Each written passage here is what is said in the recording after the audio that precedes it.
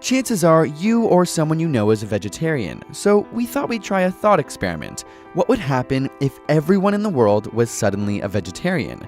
What effect would it have on our lives and the planet? Before we begin, full disclosure, none of us at AsapSCIENCE are vegetarians, and the worldwide rate of vegetarianism is fairly low, ranging from about 4 to 5% in the US and Canada to a little over 30% in India.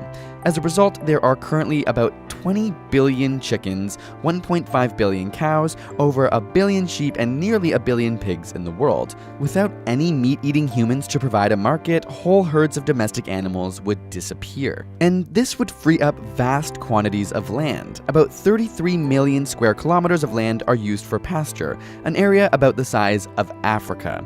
And that's not even counting the land used to grow crops exclusively for animal feed. Some of it would be needed for the increased amount of vegetable crops, but much of the land currently used as pasture is actually too dry to grow crops. Without humans adding artificial nutrients, this land could turn to desert, but if properly managed, it's possible that some farmland would return to its natural state of grassland or forest, which could help counteract global climate change. After all, the loss of CO2 absorbing trees cleared for agriculture is a major reason why global levels of CO2 are going up.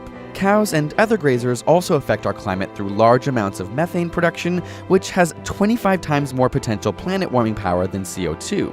Combined with the loss of forests and other effects, livestock production is responsible for about 15% of global greenhouse gas emissions, which is more than all the world's planes, trains, and automobiles put together. In fact, many scientists believe that reducing meat consumption may be one of the best strategies for managing climate change. A vegetarian diet would also greatly reduce water consumption. Around 70% of global freshwater consumption is used in agriculture.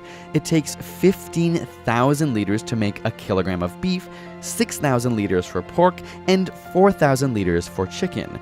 Compare this with 1,600 liters for cereal crops, 900 liters for fruit, and 300 liters for garden vegetables. Of course, a kilogram of meat packs many more calories than the equivalent weight of fruit, but even if you compare the ratio of water per calorie of available food energy, beef is still 5 times more water intensive than fruit, 7 times more than veggies, and 20 times more than cereal. So are there any downsides to a vegetarian diet? Well, we'd be left without a cheap source for many byproducts of livestock like leather from animal hides or animal fats, which are used in cosmetics, candles, and detergents.